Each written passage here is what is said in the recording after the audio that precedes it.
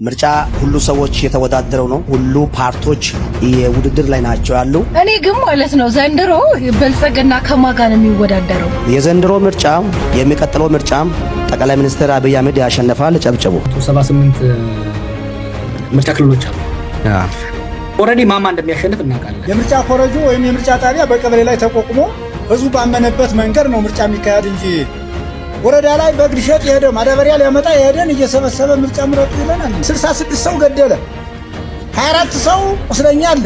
ከ66ቱ ሰው አንዷ ሴት ነው የገደለ። ምን እንደሆነ አላቅም።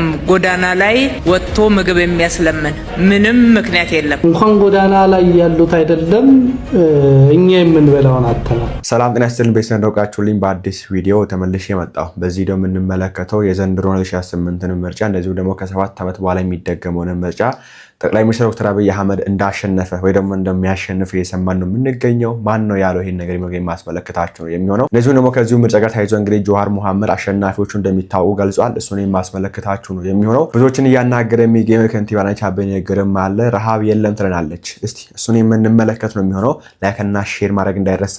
ሰብስክራይብ ምንድነው የማታደርጉት? ለምንድነው የማታደርጉት? መጀመሪያ የምንመለከተው እንግዲህ ከንቲባ ንግግር ከመሄዳችን በፊት ስለ ምርጫው እንመልከትና ስለ ምርጫው ጆሃር መሐመድ ያነሳው ሀሳብ አለ። አሸናፊዎች ይታወቃሉ ብሎ እንደዚሁ ደግሞ አንድ ፓስተር መጥቶ አብይ አህመድ ኦልሬዲ አሸንፏል፣ ይሄን ብቻ አይደለም ቀጣዩንም ምርጫ ያሸንፋል ከ7 ዓመት በኋላ የሚደረገውን የሚል ነገር እየተነበየ እንመለከታለን እና ይሄን ብዙዎችን አነጋግሯል። ወደሱ ቪዲዮ ከመሄዳችን በፊት ግን እስቲ ይሄን ተመልከቱት።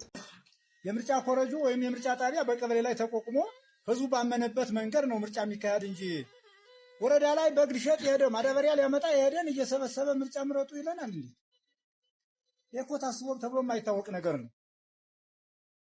62 ሰው ከኛ ወይበይ 66 ሰው ገድሏል። 66 ሰው ገደለ፣ 24 ሰው ቁስለኛ አለ። ከ66ቱ ሰው አንዷ ሴት ነው የገደለ። አንዷን ሴት በጥይት ማለት ነው። እኔ ሙቶ ሳይሆን እሱ በድሮንና በመከላከያ ሰራዊቱ ያስገደለው ማለት ነው። በባንዳ እየላከ ያስገደለው። ቤታችን ተኝተን ሳናድር እንዴት አድርገን ምርጫ ምን ነው? መጀመሪያ ቤታችን ለምን አነ ዛሬ ክምራችን በዳሪ አይደል ያለ፣ በሞርተር አይደል እያቃጠለ ያለ ክምራችን። እንዴት ያለ መንግስቱ ነው? መንግስት እንደው እንደዚህ ስለ ያፍርም እንዴ? እና አሁንም ቢሆንኛ በምንም ታምር ምርጫ የሚባለውን ነገር ኃይለ ማርያም በለጠው እንደ ኃይለ ማርያም እስቲ ደግሞ ብሎ ለቀቅ አድርጎ በኢትዮጵያ በአማራ ያለውን ጫና አይቶ ተተኪ ሰው ወክሎ ቢሄድ ነበር የተሻለ የሚሆን እንጂ አሁን ምርጫ የሚባለው ነገር እኔ ቅጆት ሊል አይመስለኝም። አስመራጮች እዚህ ያሉት የወይበኝን ሰው ስም አሁን እኛ ገርበዋል። የወይበኝን ሰው ስም እየመዘገበ የወይበኝን በስሙ ጠቅሎ ቢሰጥ ላይሳካለት ይችላል። አይሳካም። ከዚህ ቀደም እንኳን አልተመረጠም። በማጭበርበር ነው ያለፈው። በባለፈው ባሳለፍነው ምርጫም እኮ በማጭበርበር ነው አስመራጮች ያሳለፉት እንጂ 100% ድምፅ አግኝቶ አይደለም ያለፈ። ካሁን ቀደም በነበረው ምርጫ እንኳን አሁን ማለት ነው። እንዴት ነው ምርጫ አሁን የምንሰጥ?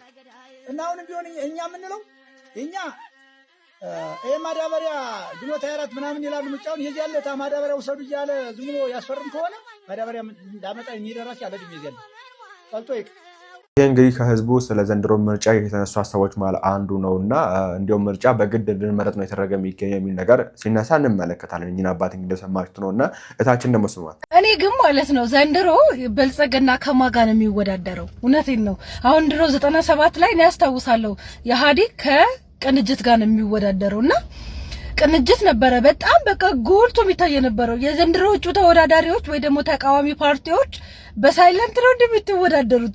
እኔ 18 ዓመት አልሞላኝም። በእርግጥ ግን ቢሞላኝ ኖሮ የምመርጠው ብልጽግና ነው። ምክንያቱም መመረጥ ያለበት ፓርቲ ስለሆነ ማለት ነውና ከማን ጋር ነው የሚወዳደሩት? ብቻቸውን ነው የሚወዳደሩት እንዴ?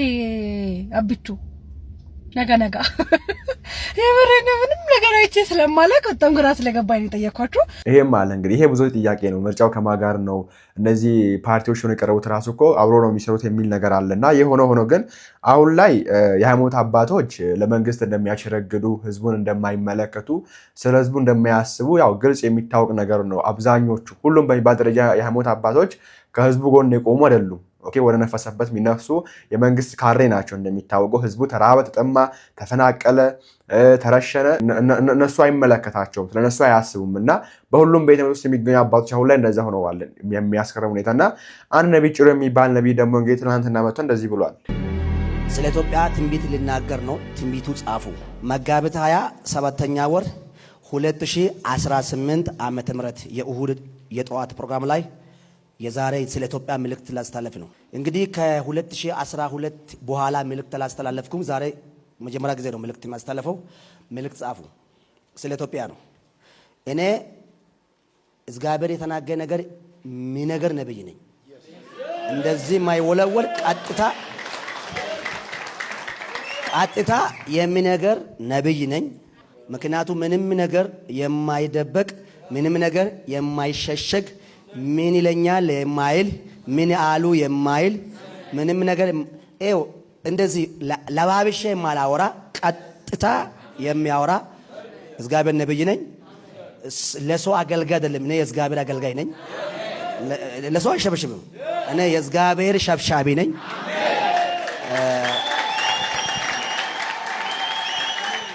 መልእክት ስናደርገው ከነ መስዋዕቱ ለመቀበል ነው። መልእክት ዋጋ ያስከፍላል። መስዋዕትም ግን ለመቀበል አም ሬዲ። ይሄ ማለት 360% ለመልእክትም ዝግጁ ነኝ። እግዚአብሔር ደግሞ ለመልእክቱም ደግሞ ታማኝ ነው። የመጀመሪያው የሚናገረው መልእክት 4 መልእክት ነው የሚናገረው። 4 መልእክት ዛሬ የእሁድ ፕሮግራም ላይ የሚነግራቸው 4 መልእክት ነው። 1 2 3 4 መልእክት። የመጀመሪያው መልእክት ስለ ወቅታዊ ምርጫ ነው። ስለ ምርጫ ነው የመጀመሪያ መልእክት። ስለ ወቅታዊ ምርጫ ነው የመጀመሪያ ምርጫ። ስለ ወቅታዊ ምርጫ አሁን ፊታቸው ያላችሁ ስለ ምርጫ ነው። የምርጫው ምክንያት ምርጫ ሁሉ ሰዎች የተወዳደረው ነው። ሁሉ ፓርቲዎች የውድድር ላይ ናቸው ያሉ። ማን እንደሚያሸንፍ ፋይናል ላይ ምርጫ ቦርዱ ዶክመንቱ ሲሰበሰብ ነው ምርጫ ቦርዱ የሚታወቀው። ዛሬ ግን እኔ መልእክት ነግራቸዋለሁ። የመጀመሪያው ስለ ምርጫ ነው።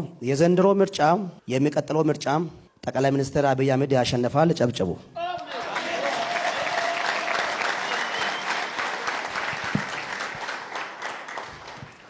ቆንጆ ነው። የዘንድሮ ምርጫም የሚቀጥለው ምርጫም ራሱ ጠቅላይ ሚኒስትር በብልጽግና ፓርቲ ያሸንፋል። ይሄም የሚቀጥለው ምርጫም ያሸንፋል።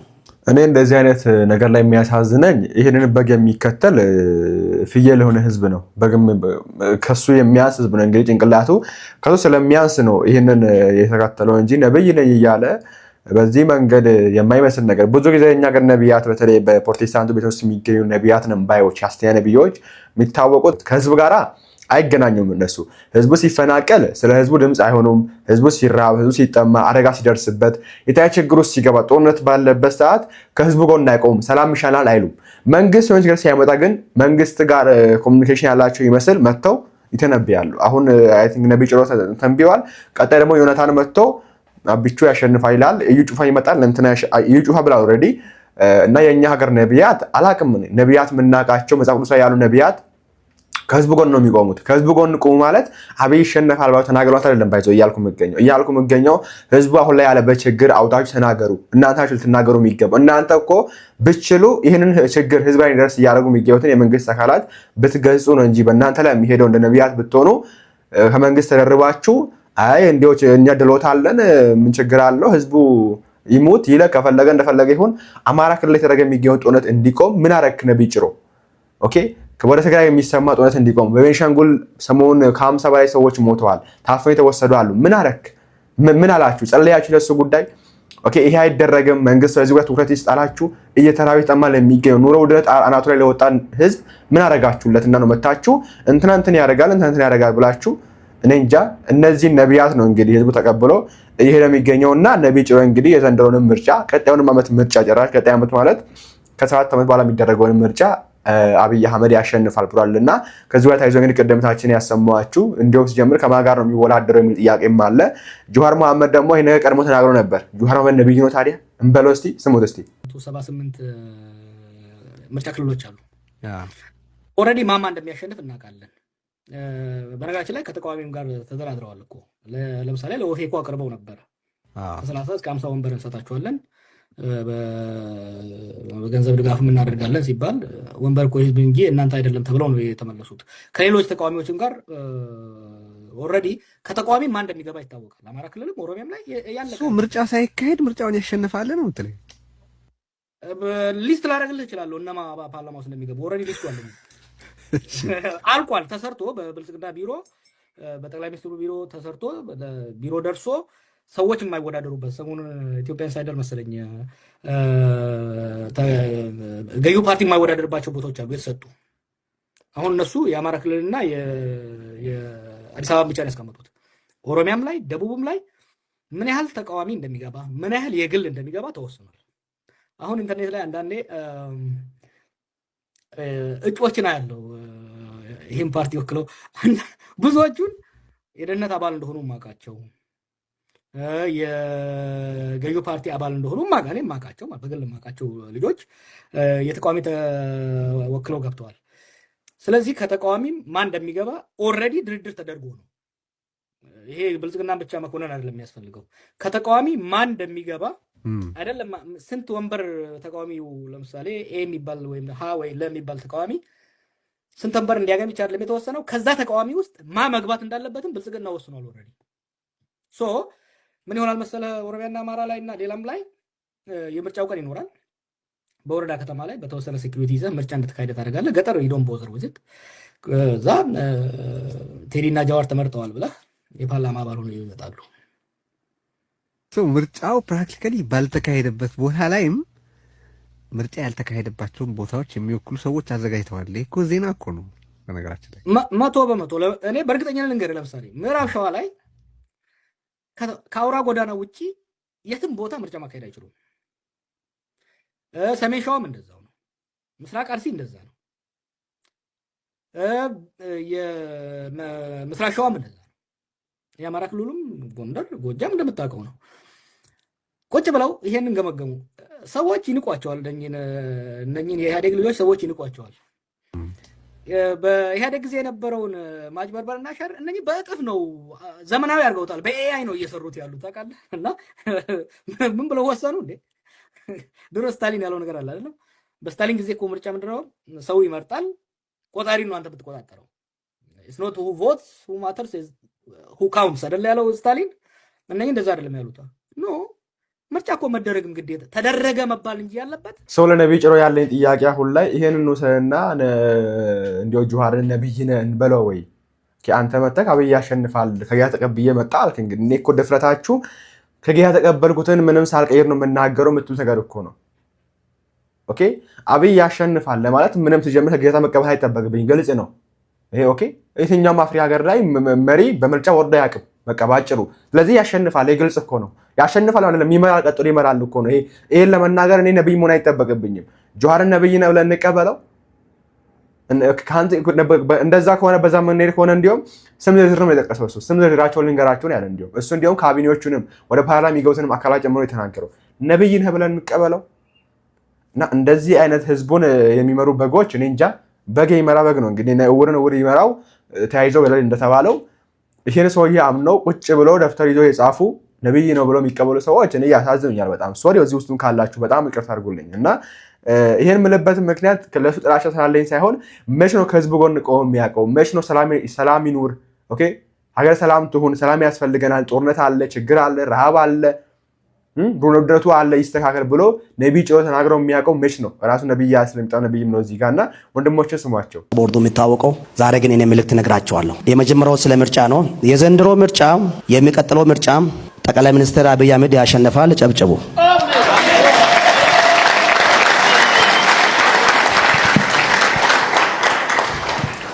ቆንጆ ነው።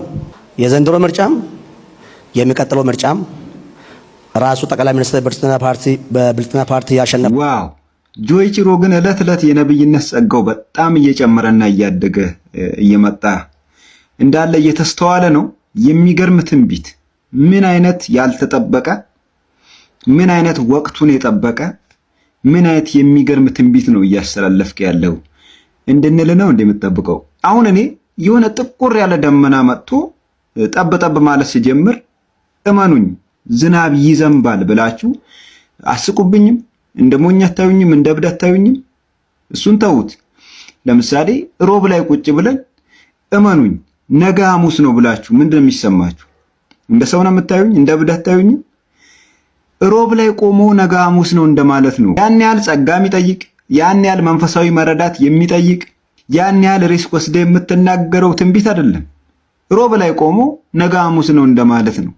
ምክንያቱም ያለውን ነባራዊ ሁኔታ ስታየው ያለውን ፖለቲካል እንቅስቃሴ ስታየው ሴንተሩ ላይ ያለውን እንቅስቃሴ ብዙም አላወቅኩትም፣ ግን ወደ ታችኛው መዋቅር ወደ ክልሎች ወረድ ብላችሁ ብታዩ እየቀሰቀሰም ያለው እየተንቀሳቀሰ ያለው ተፍ እያለ ያለው ፓርቲ ብልጽግና ብቻ ነው።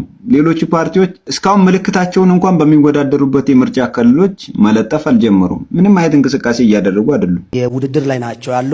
ማን እንደሚያሸንፍ ፋይናል ላይ ምርጫ ቦርዱ ዶክመንቱ ሲሰበሰብ ነው ምርጫ ቦርዱ የሚታወቀው። ዛሬ ግን እኔ መልእክት ነግራቸዋለሁ። የመጀመሪያው ስለ ምርጫ ነው። የዘንድሮ ምርጫ የሚቀጥለው ምርጫ ጠቅላይ ሚኒስትር አብይ አህመድ ያሸንፋል። ጨብጨቡ። የግለሰብ በእግዚአብሔር ስም የግል ፍላጎቱን ከገዢዎችና ከመሪዎች ለማግኘት እግዚአብሔር ያልተናገረውን ነገር ተናግሮኛል ብሎ በእግዚአብሔር ስም የሰበሰበው ህዝብ ላይ ቅጥፈትን እየተናገረ ነው። ማንንም ሰው ብትጠይቁ በዚህ ምርጫ ማን ያሸንፋል ብትሉ አንተ የገመትከውን ግምት ሁሉም ሰው መገመት የሚችለው፣ ያንተ ግምት ግን በስልጣን ላይ ላለው መንግስትም ሆነ ለፕሮቴስታንቱ ህዝብ ጠንቅ የሆነ ጥቅም የሌለው ጉዳይ ነው። ይህን ነገር ነገርከንም አልነገርከንም በዚህ ምርጫ ጠቅላይ ሚኒስተሩና ፓርቲያቸው እንደሚያሸንፍ ሁላችንም ሳንነጋገር እርስ በርስ ተግባብተን ዝም ብለናል። አንተ ግን ደፋር ስለሆንክ ጥቅም ለማግኘት የምትፈልግ ስልጣን ላይ ያሉትን በማሞገስና በማወደስ ተወዳጅነትና ቦታን ለማግኘት ስለምትጠር ብቻ ማይክህን አንስተክ ቅዱሱን አምላክ እግዚአብሔርን ጠርተ ብሎኛል አልክ። እግዚአብሔር ራሱ ለእንዳንተ አይነት ገንዘብን ለሚወድና ለሚያመልክ በቅጥፈት ዓለም ላይ ያለ ባለሀብት ተሰብስቦ የሌላቸው ገንዘብ ገብቶልኛል እያሉ ድራማ የሚሰሩ ሰዎችን በቪዲዮ ቀርጾ ለራሱ ከበሬታ የሚለቅን ሰው እየመጣ አያናግረው። እግዚአብሔር አልተናገረ። ለምን? እግዚአብሔር ገንዘብን ከሱ በላይ ለሚያፈቅሩ ለእንዳንተ አይነት ገንዘብ አምላኪዎች በምንም ማስረጃ እግዚአብሔር አንተን አይናገርም። ለምን? ለሁለት ጌቶች ልትገዙ አይቻላችሁም ያለው አምላክ ለሁለተኛው ጌታ ለገንዘብ ለሚገዙ ሰዎች እሱ የከበረ ጌታ ነውና እየመጣ መልእክቴን ለህዝብ ያስተላልፍልኝ አይልም። እኔ የሚቆጨኝ በእግዚአብሔር ስም የተሰበሰበው ይሄ ምስኪን መንጋ እናንተ የምትቀጥፉትን ቅጥፈት እየሰማ አሜን እያለ አፉን መክፈቱና መዋሉ። ወንድሞች እግዚአብሔር ይስጥልን። ኦኬ ወንድማቸው የተናገረው ሐሙስ ላይ ሆኖ ነገ ረቡዕ ነው ብሎ እንደመናገር ነው አሁን ያረከው ነገር እና ይሄን ተናግሮ ህዝቡን ማስጨብጨብ ለምን ነው የሚያጨበጭበው? ህዝቡ ታዲያ ህዝቡ ሲራ ወልታል። በጣም ነው የሚያሳዝነው። ኤኒዌይስ እናንተም በዚህ ጉዳይ ሀሳባችሁን አስቀምጡ። እንግዲህ ነብይ ጭሮ እንደዚህ ብሏል። ያው አረም እንመለከተናል። አሁን ያው ኦቤስ ስለሚታወቅ ተፈጸመ ቢል ይመጣልሃል። ከዛ ከሆነ ጊዜ በኋላ ከአንድ ወር በኋላ ተንበይ ተፈጸመ ብያችሁ ነበር እያለ ይመጣልና አሁን የምንመለከት ነው የሚሆነው። ቀጣይ የምንመለከተው እንግዲህ ወደ ከንቲባ አዳነች አቤቤ ጉዳይ ስንሄድ ስማት ምን እንደምትል ምን እንደሆነ አላቅም።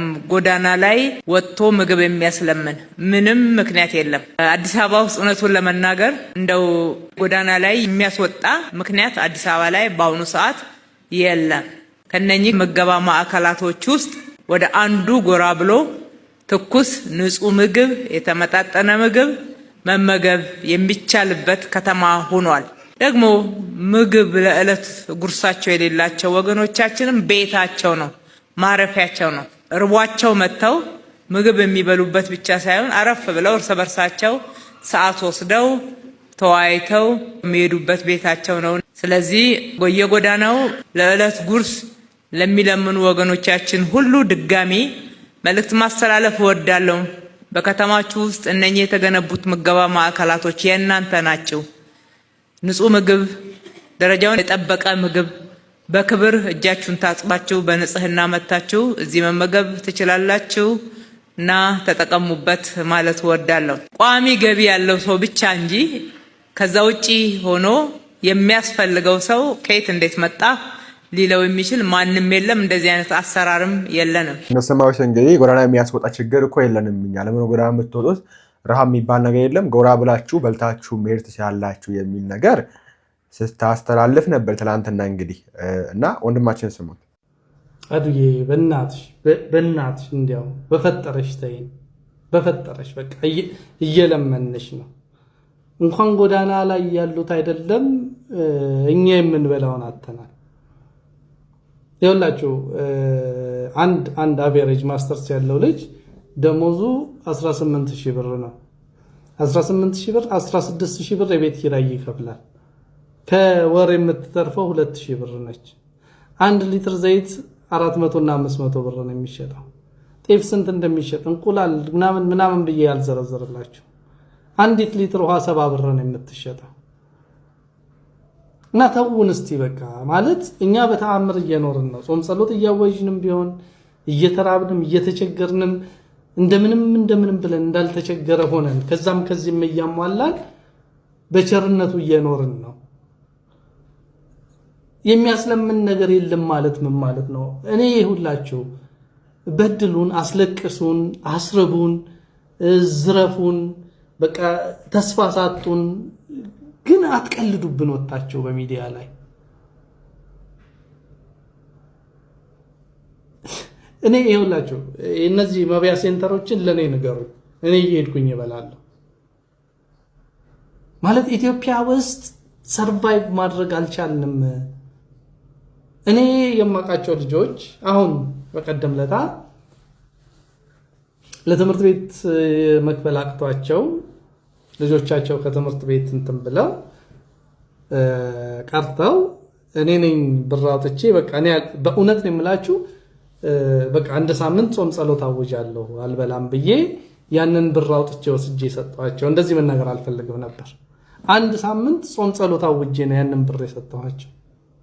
በቤቴ ቁጭ ብዬ እየጸለይኩኝ የእግዚአብሔርን ቃል እያነበብኩኝ በቃ የምግቤን ገንዘብ ወስጄ ሰጥቻቸው ነው እንትን ያሉት። በእናታችሁ አትቀልዱብን። ይሁላችሁ ምን አይነት ስርዓት መሰላችሁ ያቋቋማችሁት? ሳሪስ ምናምን ሴተኛ ዳሪዎች ተሰብስበው እየሸጡ ነው።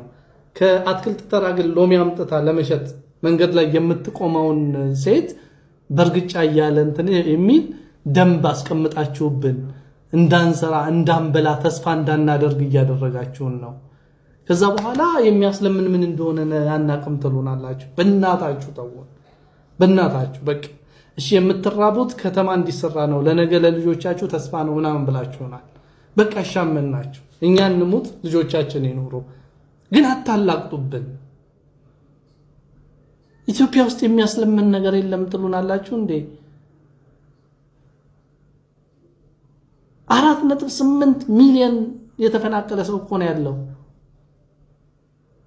በየአራቱም አቅጣጫ እኮ ኢትዮጵያ ውስጥ ህዝብ ይገባል።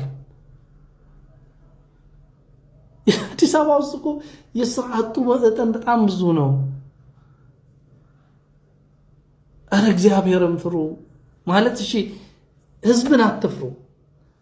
ይህንን ታሪካዊ ኃላፊነት እጃቸው ላይ ያስቀመጠው እግዚአብሔር ነው። ቢያንስ እግዚአብሔርን ፍሩ።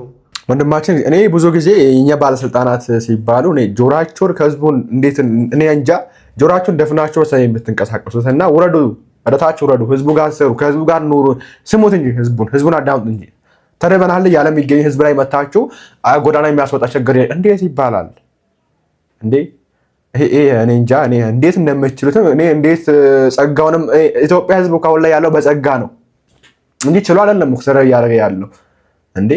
የ7,000 ብር ደግሞ እየተከፈለው ቤት 4-5,000 ብር አይደለም 10,000 ብር የተከፈለ የሚኖር ህዝብ እኮ ነው ኢትዮጵያ ህዝብ አሁን ላይ። በተለይ የመንግስት ተቀጣሪዎች ሰራተኞች እንዴት ነው እየኖሩ የሚገኙት? እግዚአብሔር ይወቀው። እኔ ገላ ይገባኛል ብዙ ጊዜ ኦኬ። ልጆች ቤተሰብ ውስጥ ራሱ እየኖሩ መኖር አልቻሉም። መንግስት ሰራተኞች ግን ሚስት አላቸው፣ ልጅ አላቸው፣ ቤት ተከራይተው ይኖራሉ። የሚከፈላቸው ደግሞ በዛ ከተባለ 15,000 ነው። እንዴት እንደሚኖሩ አዲስ አበባ ውስጥ ቤት ኪራይ 15,000 ብር በላይ ነው። እግዚአብሔር ይወቀው።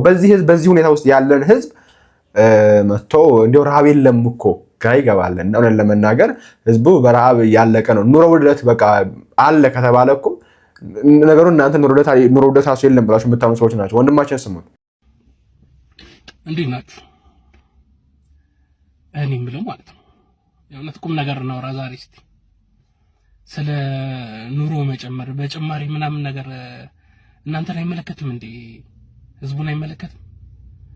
እንዳለ አብዛኛው ሰው እያዩት ያለው እያስጨነቀ ያለው የባምቢና የሸቱ ጉዳይ ነው። ማርያምን የነዳጅ መጨመሩ ምንም አይመለከተውም። መብራት በየወሩ ነው የሚጨመር፣ አይመለከተውም። የውሃ መጨመር በየቀኑ ነው። የቤት ኪራይ ምናምን መጨመር በየቀኑ ነው። ሰው ግን አትኩሮቱ ሌላ ቦታ ነው። ምንድነው እንደዚህ ብሬን ዋሽ ዲሆን ነው? በጣም በጣም በጣም ሳይታሰብ እኮ ማለት ነው እግዚአብሔርን በጣም አስከፊ ሁኔታ ውስጥ ነው ያለ ነው ሲበዛ። ወይስ ይሄ በቃ ይሄ ምንድነው መኖር ተስፋ የቆረጠ ሰው ነው ያለው? የምትጨነቁበት ጉዳይ የላችሁም? በሌላ በእውነት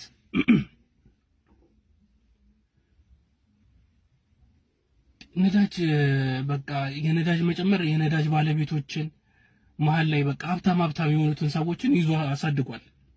በሁለት ወር ባልሞላ ጊዜ ውስጥ ነው ሁለተኛ ጊዜ ጭማሪ የተደረገውና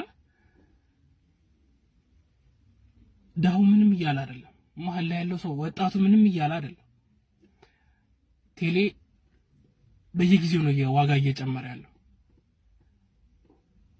ከ500 ብር ተነስቶ የቤቱ እንኳን 1000 ብር ገብቷል። አንሊሚትድ ምናምን ቀርቷል ምናምን። ጭማሪው 40 እና 50% ነው የጨመረው። መብራትም 50% ምናምን ጨምሯል። ከ100% በላይ ጨምሯል መብራት፣ ውሃም እንደዛው። እና ምንድነው እያደረጋችሁ ያላችሁት? መፍትሄ ያስፈልገውም ወይ? ምንድነው የደነዘዝንበት ጉዳይ? ስክሮል እያደረግን ነው ወይ ብቻ ምን ኖረው? እስከ መቼ? እኔ መፍትሄ እፈልጋለሁ። ለምን ነዳጅ ቀዳው ሪላይዝ አደረኩት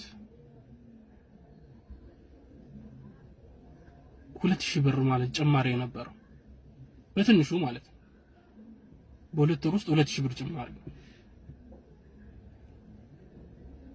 ይሄ ማለት ነው ሰብሲዲ የሚደረገው ተጠቃሚው ላይ።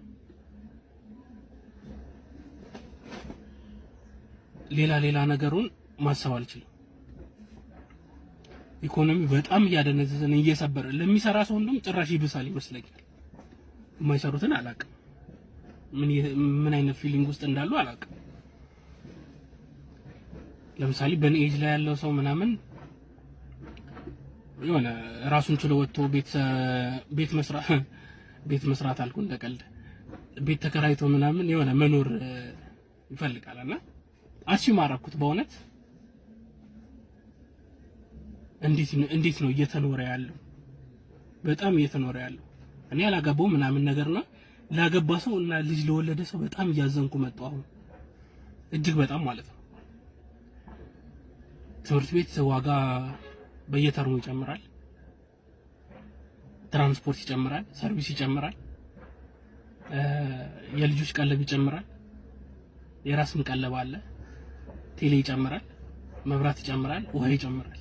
የማይጨምረው ምንድነው? ደሞዝ አይጨምርም። እግዚአብሔርን አሁን እሺ የሚታወቀውን እንውሰድ በጣም በቀላሉ ማለት ነውና ዶክተሮች ደሞዛቸው ኦፊሻሊ ይታወቃል። ባለፈው ይጨመርልን ብለው ተባረዋል አብዛኞቹና በዲሲፕሊን ምናምን ተቀጡ። ስራቸው አትመለሱ ምናምን ተብለው ማለት 9000 ብር ነው ደሞዛቸው። እና እስቲ አንድ ዶክተር ምናምን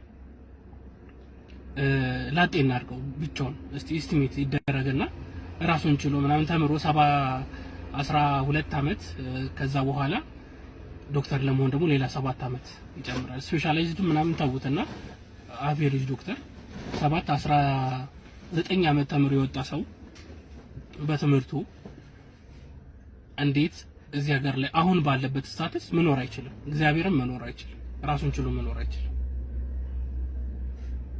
ለምን? የመንግስት ደሞዝ 9000 ብር ነው። የሚቀጠረውን መሀል ከተማ እናድርገውና ጥቁር አንበሳ ይቀጠር። ከጥቁር አንበሳ ኮዬ ፈቼ እናኖረው።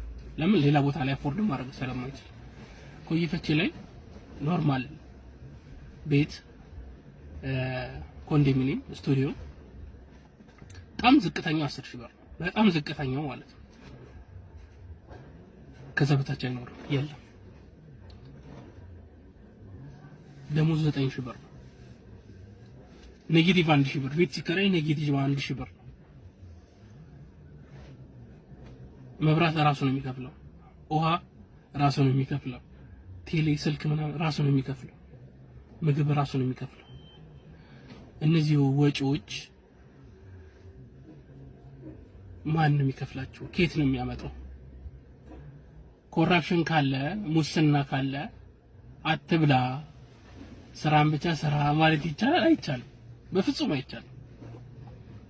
በደንብ አድርጎ ነው ኮራፕሽን የሚኖረው ጽድት ያለ ማለት ነው። ለማንም አይመለስም። ለምን ራሱን ሰርቫይቫል ሙድ ውስጥ ከከተተ በኋላ ሰርቫይቭ በቃ ባገኘው ነገር ነው የሚፍጨረጨው። የትኛው መንግስት ቢሮ ስትሄዱ ብር አምጡ ሁሉም ሌባ የሆነበት ምክንያት ይሄ ነው። ማንም በቀናነት ለማስተናገድ ፍቃድ የለው።